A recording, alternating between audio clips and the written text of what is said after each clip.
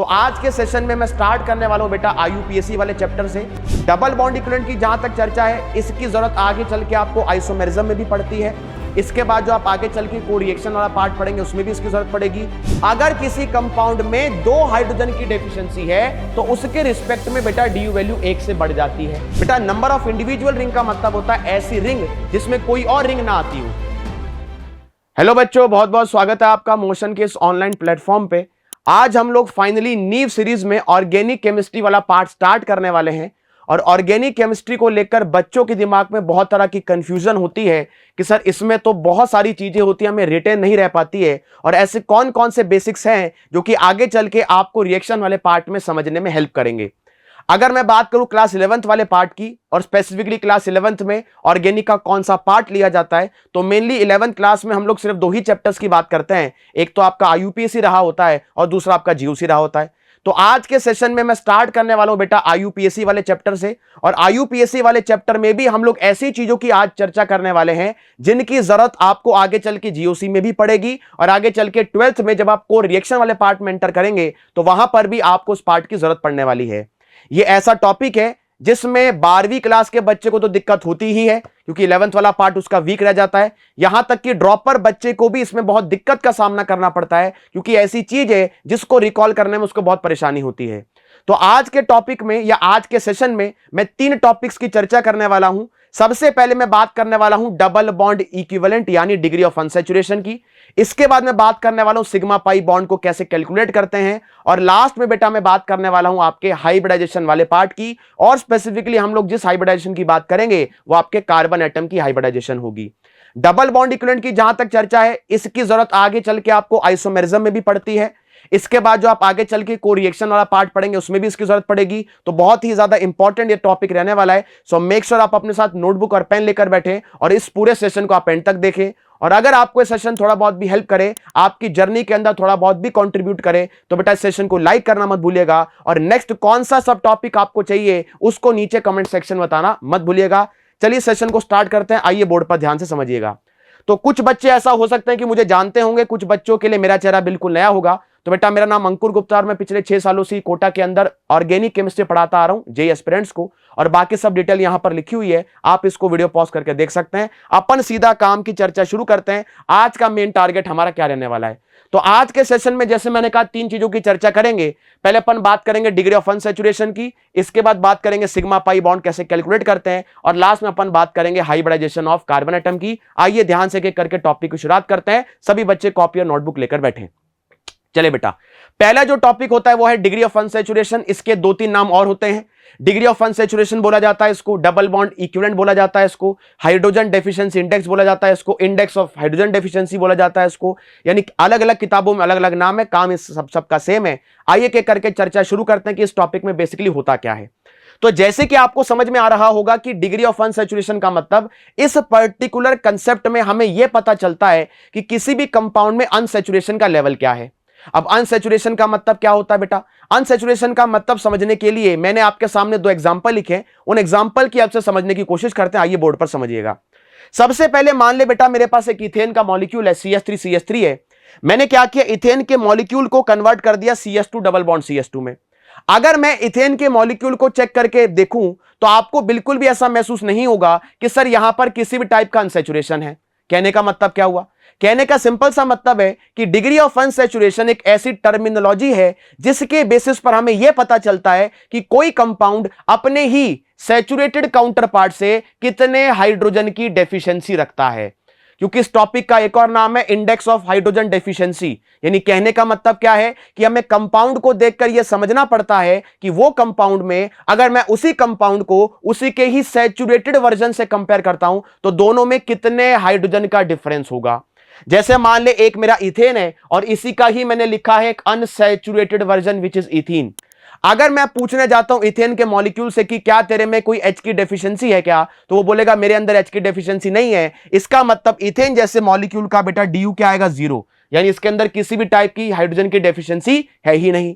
But अगर मैं बात करता हूं CH2 डबल बॉन्ड CH2 की, तो यहां पर अगर मैं इसको कंपेयर करता हूं CH3 के साथ, तो आपको देखने में मिलेगा कि सर हां यहां पर एक कार्बन की डेफिशिएंसी है, यानी कार्बन इन द सेंस यहां पर एक हाइड्रोजन की डेफिशिएंसी है और एक और हाइड्रोजन की डेफिशिएंसी होगी सर इस वाले कार्बन पर। यानी मैंने किया क्या होगा, अगर मैं इथेन के मॉलिक्यूल से एक H2 हटा देता हूं तो बेटा तेरा इथीन ही बनेगा। यानी इथीन के मॉलिक्यूल में कितने हाइड्रोजन की डेफिशिएंसी है सर, 2 हाइड्रोजन की। यानी अगर किसी मॉलिक्यूल में 2 हाइड्रोजन की डेफिशिएंसी होती है तो उसके रिस्पेक्ट में डी वैल्यू आपकी 1 से बढ़ जाती है। यानी इस कंपाउंड का जो डी होगा बेटा वो कितना आएगा, 1 आएगा। अभी निकालने का तरीका भी सिखाऊंगा, थोड़ा सा सब्र रखो। इसके बाद CH3 CH2 CH3 अगर मैं चेक करने जाता हूं तो इस कंपाउंड का डी वापस से कितना आएगा बेटा, 0 आएगा। बट अगर मैं कंपेयर करने जाता हूं CH3 CH double bond CH2 में तो आपको अच्छे से पता है इस कंपाउंड से मैंने H2 निकाला होगा तब जाके ये बना होगा। इसका मतलब इस कंपाउंड में DU की वैल्यू क्या रही होगी, 1 रही होगी। कहने का मतलब अगर किसी कंपाउंड में 2 हाइड्रोजन की डेफिशिएंसी है तो उसके रिस्पेक्ट में बेटा DU वैल्यू 1 से बढ़ जाती है। अब मेरे पास जो कंपाउंड है CH3 CH2 CH3, इस कंपाउंड का जो मॉलिक्यूलर फॉर्मूला है वो आपका C3H8 है। और अगर मैं इस कंपाउंड की बात करूं तो इसका मॉलिक्यूलर फॉर्मूला C3H6 है। तो आपको देखने में समझ में आ जाएगा कि सर 2 H की कमी हुई होगी जिस वजह से DU वैल्यू 1 से बढ़ गई। अब सोच, अगर मान ले मैं इसी स्ट्रक्चर को कुछ ऐसा लिख देता हूं, सपोज मैंने लिखा ये साइक्लोप्रोपेन, इसका DU भी देखने जाओगे तो कितना आएगा, यानी इसका भी जो मॉलिक्यूलर फॉर्मूला वो C3H6 है। यानी इस वाले कंपाउंड में भी 2 हाइड्रोजन की डेफिशिएंसी रही होगी इसके सैचुरेटेड काउंटर पार्ट से, यानी इसकी DU वैल्यू भी बेटा 1 आएगी। अब सबसे बड़ा सवाल यह आता है कि सर हमें कैसे पता चलेगा कि DU कैसे निकालेंगे। तो DU को निकालने के बेटा 2 तरीके होते हैं।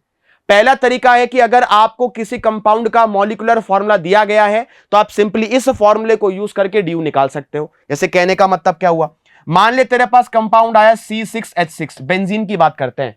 मुझे पता है C6H6 में मुझे DU निकालना है, तो DU निकालने का तरीका क्या होगा, बस C की जगह पर 6 रख दे और H की जगह पर भी 6 रख दे। यानी कहने का मतलब क्या हो गया, 2 × 6 + 2 - 6 डिवाइडेड बाय 2। जब बेटा सॉल्व करेगा इसकी वैल्यू कितनी आएगी, 4। यानी इसकी वैल्यू 4 है, यानी इसका DU 4 है। इसी तरीके से मान ले तेरे पास आ जाता है C5H5N, मुझे इस कंपाउंड का DU निकालना है। तो कैसे निकालूंगा, 2 × C मतलब 10, 5 × 2 10 हो गया, 10 + 2 कितना हो गया, 12, 12 + 1 12 + 1 13। यानी आपके पास बेसिकली तो 5 H भी हैं, यानी 2 × 5 + 2 -5 + 1 डिवाइडेड बाय 2। ऐसी तो निकालोगे आप।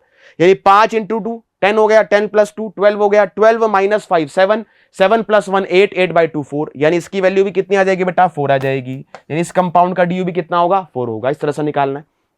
अच्छा, मान ले तुझे इस बार मॉलिक्यूलर फॉर्मूला की जगह स्ट्रक्चर दे दिया जाता है, तो स्ट्रक्चर से कैसे निकालेगा, DU = number of pi bond plus number of individual ring, इनका सम आएगा DU के बराबर। जैसे कहने का मतलब क्या हुआ, अगर आप सबसे पहले एग्जांपल को चेक करोगे बेटा, बेंजीन है, बेंजीन में कितने पाई बॉन्ड है सर, 3 पाई बॉन्ड है, और रिंग कितनी है बेटा, 1 रिंग है। यानी इसका जो DU वैल्यू आएगी वो बेटा आपके पास 4 आ जाएगी। अगर पाई निकालने में समस्या आती है तो अभी आगे मैं बताऊंगा पाई कैसे निकालने हैं। अगर मान लेते हैं इस कंपाउंड की बात करते हैं, इसका नाम नेप्थलीन है। सर आपने यहां पर ये इंडिविजुअल शब्द क्यों लिखा, आप सिर्फ यहां पर नंबर ऑफ रिंग्स भी तो लिख सकते थे बेटा। नंबर ऑफ इंडिविजुअल रिंग का मतलब होता है ऐसी रिंग जिसमें कोई और रिंग ना आती हो। यानी सबसे छोटी रिंग को मैं बोल रहा हूं इंडिविजुअल रिंग, सबसे छोटी जो रिंग होगी उसी को मैं क्या बोल रहा हूं, इंडिविजुअल रिंग। अब यहां पर अगर आप चेक करने जाओगे, यहां पर अगर आप चेक करने जाओगे तो एक रिंग तो आपको ये वाली नजर आ रही होगी, पर इस रिंग को मैं काउंट नहीं करूंगा क्योंकि ये तो सबसे बड़ी रिंग है। बड़ी रिंग के अंदर कुछ छोटी रिंग भी आती होंगी, और सर छोटी वाली रिंग कौन सी होगी, तो बेटा छोटी वाली रिंग ये वाली होगी। एक रिंग आपके पास ये वाली होगी और एक रिंग आपके पास ये वाली होगी। यानी कहने का मतलब क्या हुआ, रिंग टोटल 2 है, पाई बॉन्ड टोटल 5 है, यानी DU की वैल्यू उसकी कितनी आएगी, DU की वैल्यू बेटा यहां पर 7 आ जाएगी। इसी तरीके से ये इस मॉलिक्यूल का नाम पायरोल होता है। इसका अगर आपको DU निकालना तो कैसे निकालेंगे, सर रिंग 1 है, पाई बॉन्ड 2 है, DU आपका 3 आएगा। सेम यहां पर देख, ये इस कंपाउंड का ही मॉलिक्यूलर फॉर्मूला C5H5N था, पाइरीडीन बोलते हैं इसको। 3 सिग्मा बॉन्ड यानी 3 पाई बॉन्ड और 1 रिंग है, तो DU वैल्यू यहां पर भी कितनी आएगी बेटा, 4 आएगी। अब कई बार थोड़ा सा कॉम्प्लिकेट करने के लिए वो इस तरह से लिख कर दे देता है, तो सभी बच्चों को मुझे बताना है नीचे कमेंट सेक्शन में कि इस वाले कंपाउंड का बेटा DU कितना आएगा। आपको नीचे कमेंट में बताना है इस कंपाउंड का DU वैल्यू कितनी आएगी। ठीक है, अब कुछ सवाल कर लेते हैं, या आप पे कुछ होमवर्क है ताकि आपकी प्रैक्टिस हो जाए। जैसे मान लेते हैं कोई भी कंपाउंड लेकर चलते हैं, उसमें अपने को DU निकालना है। मान लेते हैं चौथा वाला केस है, 4th वाले में मुझसे DU की वैल्यू पूछी है। अब डी की वैल्यू पूछने के लिए आपको बस यहां पर छोटा सा ध्यान क्या रखना पड़ेगा कि Cn को बेटा मेंशन करना है C ट्रिपल बॉन्ड N से, और यहां पर है C डबल बॉन्ड OH, और यहां पर तेरा पाई बॉन्ड है। अब चेक कर कितनी रिंग है, यहां पर रिंग कितनी है सर? रिंग तो टोटल 2 है सर, टोटल 2 रिंग है सर, यहां पर 2 रिंग है। पाई बॉन्ड कितने हैं? 1 2 3 4, 4 पाई बॉन्ड है। तो डी की वैल्यू कितनी आएगी तेरी? 6 आ जाएगी। डी की वैल्यू कितनी आएगी? 6 आ जाएगी। इसके अलावा अगर मान ले मैं 8th वाले की बात करता हूं, 8th वाले में यहां पर टोटल पाई बॉन्ड कितने हैं? 2 पाई बॉन्ड तो ट्रिपल बॉन्ड में होता है, एक आपका डबल बॉन्ड में है तो 3 पाई बॉन्ड हो गए। और SO3H को लिखने का तरीका क्या होता है बेटा? SO3H को लिखने का तरीका है S डबल बॉन्ड O और OH। यानी कुल मिलाकर अगर मैं टोटल पाई बॉन्ड काउंट कर रहा हूं, क्योंकि रिंग तो इसमें है नहीं, तो 1 pi bond, 2 pi bond, 3 pi bond, 4 pi bond और 5 पाई बॉन्ड। 5 पाई बॉन्ड का मतलब इसकी डी वैल्यू बेटा 5 रही होगी। इस तरह से अगर स्ट्रक्चर दिया तो आपको डी निकालना है। अब मान लेता हूं मैं आपको 9th वाला केस दिया है, 9th में डी निकालना है। तो 9th वाले में 1 रिंग है, 2 रिंग है और 1 पाई बॉन्ड है। तो 2 रिंग और 1 पाई बॉन्ड, डी वैल्यू कितनी आ जाएगी बेटा? 3 आ जाएगी। बस इस तरह से आपको अगर स्ट्रक्चर मेंशन होगा तो आपको सिर्फ पाई बॉन्ड काउंट करना है, इंडिविजुअल रिंग काउंट करनी है, दोनों का सम करना है, आपका ड्यू आ जाएगा। यह पहला तरीका है ड्यू निकालने का। दूसरे तरीके की बात करें तो आपको यहां पर मॉलिक्यूलर फॉर्मूला दिया जा सकता है जिससे आप ड्यू निकाल पाएंगे। अब मॉलिक्यूलर फॉर्मूला से ड्यू कैसे निकालना है, पीछे मैंने आपको तरीका बताया। तो मान लेते हैं कोई भी केस लेकर चलते हैं। मान ले मेरे पास है C4H8O, मुझे इसका ड्यू निकालना है। अब C4H8O का ड्यू निकालने के लिए एक काम आप क्या कर सकते हो, फॉर्मूला लिखो, उसमें वैल्यू पुट करो। पर मुझे एक बात बताओ, क्या ड्यू के फॉर्मूला में O आता है क्या? नहीं आता। यानी O अगर है और O अगर नहीं भी है तो इससे कोई ड्यू पर फर्क नहीं पड़ता। अब तुझे पता है C4H8 किसका ड्यू होता है, यानी C4H8 किसका फॉर्मूला है सर? एल्कीन का है, क्योंकि एल्कीन का क्या होता है? CnH2n, और एल्कीन का ड्यू बेटा कितना आएगा? 1 आएगा। यानी 8th का ड्यू बिना फॉर्मूला के भी आप निकाल पाओगे कि यहां पर सर 1 आएगा। एक तरीका तो यह कि अगर आप नया नया सीखा हो ड्यू निकालना तो आप प्रॉपर उससे तरीके से जाओ, फॉर्मूले से जाओ। बट अगर आपको ड्यू तरीका निकालना आता है तो आप जल्दी करना चाहते हैं अगर आंसर को, तो इस तरह से आप जल्दी आंसर निकाल पाएंगे। हाँ, बाकी आप सर जो सवाल है वो घर पे ट्राई करना, ठीक है? अगले सेशन में इनका डिस्कशन करेंगे। चलिए, दूसरा बेटा जो टॉपिक होता है वो सिग्मा बॉन्ड और पाई बॉन्ड का कैलकुलेशन होता है। देखने में चीज बहुत आसान लगती है, बट बच्चा ये ऐसे डाउट होता है जो नॉर्मली क्लासेस में पूछ नहीं पाता। जैसे आप में से भी कुछ बच्चे ऑफलाइन पढ़ रहे होंगे, कुछ बच्चे ऑनलाइन पढ़ रहे होंगे। जब भी टीचर बोलता है इसमें सिग्मा बॉन्ड 5 है, इसमें पाई बॉन्ड 8 है, इसमें पाई बॉन्ड 10 है, तो हो सकता है, मैं नहीं कह रहा कि सबको दिक्कत आती होगी, कुछ बच्चों को दिक्कत ऐसी जरूर आती होगी जिनमें पाई बॉन्ड निकालने में समस्या आती ही होगी उनको। तो उन्हीं लोगों के लिए, उन्हीं बच्चों के लिए सीरीज को स्टार्ट किया गया, नीव सीरीज को, ताकि आप लोग की हेल्प हो पाए। यानी ये टॉपिक देखने के बाद अगर आप अपना रेगुलर लेक्चर अटेंड करेंगे तो आपको कोई दिक्कत महसूस नहीं होगी। तो हमें अच्छे से पता है कि टोटल बॉन्ड हमारे पास ऑर्गेनिक में 3 ही तरह के मिलेंगे, या तो सिंगल मिलेगा कोवलेंट बॉन्ड, या डबल कोवलेंट बॉन्ड, या ट्रिपल कोवलेंट बॉन्ड। अब सिंगल कोवलेंट बॉन्ड का मतलब बस एक ही सिग्मा बॉन्ड है। डबल कोवलेंट बॉन्ड की बात करेंगे तो एक सिग्मा बॉन्ड होता है और एक पाई बॉन्ड होता है, क्योंकि 2 एटम के बीच में सबसे पहला बनने वाला बॉन्ड तो सिग्मा ही होता है। इसके बाद अगर ट्रिपल कोवलेंट बॉन्ड की बात करते हैं तो यहां पर एक सिग्मा बॉन्ड होगा और 2 आपके पाई बॉन्ड होंगे। अब सवाल कैसे आते हैं देखो, ये आपका अभी इसको डिस्कस करेंगे। ये आपका एक जेईई मेंस 2021 का PYQ है, जिसमें आपसे पूछा गया था कि नंबर ऑफ सिग्मा बॉन्ड निकालो। अब देखने में टॉपिक बहुत आसान लगता है, पर बेटा जेईई में भी इस तरह के सवाल आते हैं और इंटीजर बेस्ड सवाल आते हैं। तो कोई भी टॉपिक को ऐसा मान के नहीं चलना कि सर ये तो हमारे लेवल का ही नहीं, ये तो नीट वालों के लिए है सर, हम तो जेईई वाले हैं सर। बेटा डाउट होता है, टॉपिक होता है, सीक्वेंस होता है, अपने लिए हर चीज मैटर करती है। यानी अगर इस कंपाउंड में मुझे सिग्मा निकालने हैं तो सबसे पहला तरीका क्या होगा, इसका एक्सपेंडेड फॉर्म ड्रॉ कर ले। मान ले इस कंपाउंड का मैंने क्या ड्रॉ कर लिया, एक्सपेंडेड फॉर्म। ये आपके पास इस कंपाउंड की एक्सपेंडेड फॉर्म है। अब इसी एक्सपेंडेड फॉर्म को चेक करना है कि इसमें कितने सिग्मा बॉन्ड और कितने पाई बॉन्ड है। अगर मैं सिग्मा बॉन्ड की बात करता हूं तो बेटा देख, ये सिग्मा, ये सिग्मा, ये sigma, sigma sigma sigma sigma sigma sigma और सिग्मा, ये सारे सिग्मा हो गए। और पाई की बात करता हूं तो एक पाई यहां पर है और 2 पाई बॉन्ड आपको यहां नजर आ रहे होंगे। यानी अगर मुझे सिग्मा बॉन्ड पूछे टोटल कितने होंगे तो देख 1 2 3 4 5 6 7 8 9 10, 10 तो सिग्मा बॉन्ड हो गए। इसके अलावा अगर मैं पाई बॉन्ड की बात करूं तो पाई बॉन्ड कितने हैं, 1 2 और 3, 3 पाई बॉन्ड हो गए। बात समझ में आ रही है? तो इस तरीके से भी आप क्या निकाल सकते हो, सिग्मा बॉन्ड या पाई बॉन्ड निकाल सकते हो। अच्छा, इसके अलावा अगर अपन चर्चा करें यहां पर, तो कुछ यहां पर आपके सामने कुछ स्ट्रक्चर ड्रॉ किए गए हैं। इन सभी में आपको सिग्मा और पाई बॉन्ड निकालने हैं, है ना? तो ये आप ट्राई कर लेना ताकि आपकी एक बढ़िया से प्रैक्टिस हो जाए, क्योंकि जितना ज्यादा प्रैक्टिस करेंगे उतना चीजें हमारे लिए आसान होंगी। जैसा मान लेते हैं बेटा 3rd वाला केस है। आपको थर्ड वाले केस में सिग्मा और पाई बॉन्ड निकालने हैं। तो कैसे निकालेंगे देख, सबसे पहले सिग्मा गिन ले कितने हैं टोटल, सिग्मा गिन ले देख, ये सिग्मा 1, ये सिग्मा 2, ये sigma 3, sigma 4, sigma 5, sigma 6, sigma 7, sigma 8, sigma 9, total 9 sigma bond है। यानी अगर मैं सिग्मा बॉन्ड की बात करूं टोटल 9 सिग्मा है। पाई की बात करूंगा तो कितने पाई होंगे बेटा, 1 2 3 4 5 6 7 8 9, 9 ही सिग्मा बॉन्ड है, 9 ही पाई बॉन्ड है। इस तरीके से आपको कैलकुलेट करना है। अब मान लेते हैं पहले वाला केस है, या मान ले फोर्थ वाला ले लेते हैं, बेंजीन का मॉलिक्यूल है, इसमें सिग्मा कितने, अब इसमें तो भला मानुस है वो, इसने आपको H दिखा दिया है, बट कई बार बेंजीन को ऐसा ही बनाकर दे दिया जाता है और बच्चा अक्सर इसमें H वाले सिग्मा गिनना ही भूल जाता है। तो ध्यान रखिएगा, पूरा एक्स को एक्सपेंड करके लिखो, एक्सपेंड करके लिखने के बाद ही सिग्मा पाई निकालने हैं। अब इसमें सिग्मा पाई निकालने का तरीका बहुत आसान है, देख 6 सिग्मा तो यही नजर आ रहे तेरे को, 6 सिग्मा और 6 सिग्मा बाहर हो गए, तो 12 सिग्मा, 12 सिग्मा और 6 पाई बॉन्ड, 12 सिग्मा और 6 पाई बॉन्ड, इस तरह से निकालना है। ठीक है, चलिए बाकी आप घर पे ट्राई कर लेना, इसको होमवर्क की तरह ले लेना। ठीक है बेटा, चलिए इसके बाद क्या आता है, हाइब्रिडाइजेशन निकालना। और जो हाइब्रिडाइजेशन निकालने वाला टॉपिक है बेटा, इसको आप नॉर्मली कैसे सॉल्व कर पाओगे, इसको आप बस इस बेसिस पर सॉल्व कर सकते हो कि सिग्मा पाई अगर आपको निकालना आता है तो आप हाइब्रिडाइजेशन निकाल पाओगे।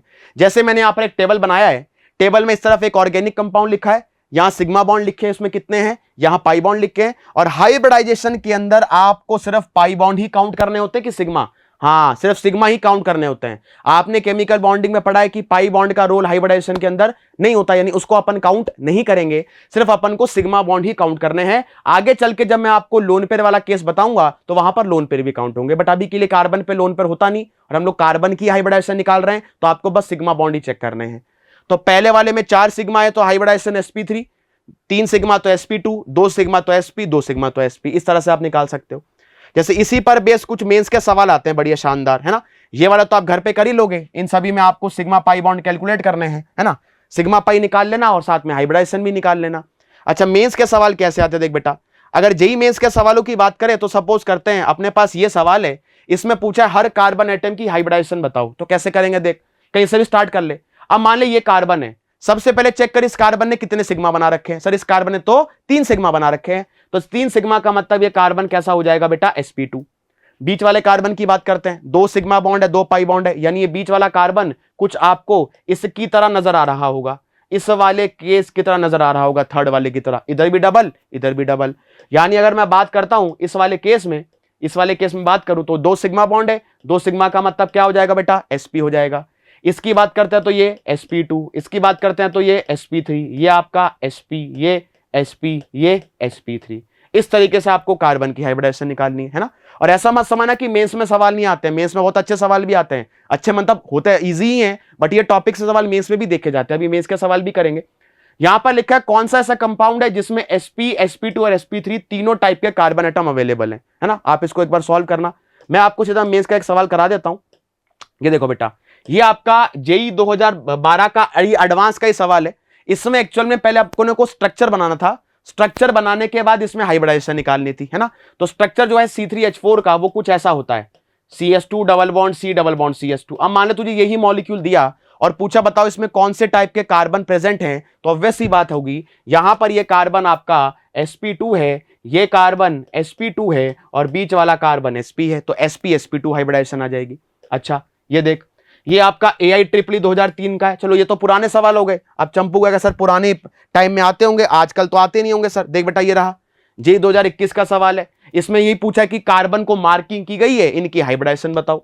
तो मतलब टॉपिक अपन वही ले रहे हैं सीरीज में जिससे मेंस में भी सवाल आते हैं, मतलब 2 काम हो जाएंगे, मेंस का सवाल भी कर पाओगे आप और आपके बेसिक भी स्ट्रांग हो पाएंगे, है ना। तो नीचे कमेंट करके जरूर बताना कि कैसी लग रही है आपको ये सीरीज और कौन सा टॉपिक आपको नेक्स्ट चाहिए ऑर्गेनिक के अंदर, है ना। चलिए CS2 की बात करते हैं। CS2 वाला जो कार्बन, इसको नंबर 1 बोला है, ये बेटा sp2 हो जाएगा क्योंकि 3 सिग्मा बॉन्ड बना रखे हैं कार्बन ने, बीच वाले कार्बन ने 2 सिग्मा बना रखे हैं तो sp हो जाएगा, ये वाला कार्बन आपका sp2 हो जाएगा और ये वाला कार्बन sp3 हो जाएगा। तो sp2 sp sp2 sp2 sp sp2 sp3, A option आ जाएगा आपका, ए ऑप्शन आ जाएगा।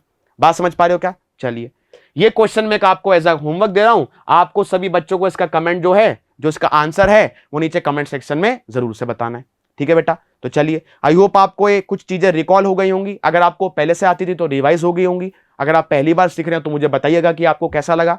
इसके अलावा आपको IUPAC में और कौन सा नेक्स्ट सब टॉपिक चाहिए जिसमें आपको बहुत दिक्कत आती है, तो नीचे कमेंट सेक्शन में बताना।